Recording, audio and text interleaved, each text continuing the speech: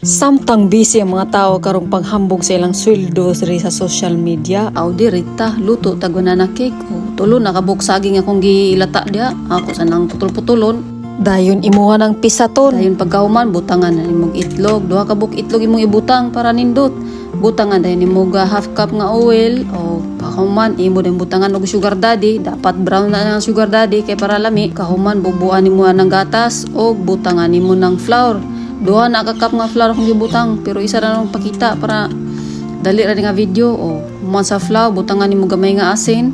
Human sa asin butangan nimo baking powder o ihurot mo na isa ka sachet para motubo nagdako na imo ang kuan cake. O human mikos-mikos ra kadina imo na imikos-mikos ayo sad pala laban ig mikos-mikos igo ra gid nga ma-mix na siya tanan nga mga ingredients. Pagka human na mix na tanan imo nang bubuan ng pan og oil para di mo dikit imo ang cake.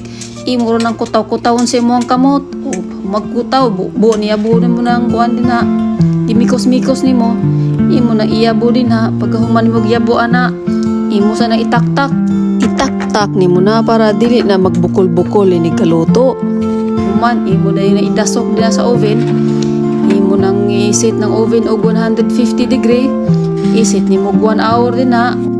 Aw, okay kayo na ana tay juna na cake.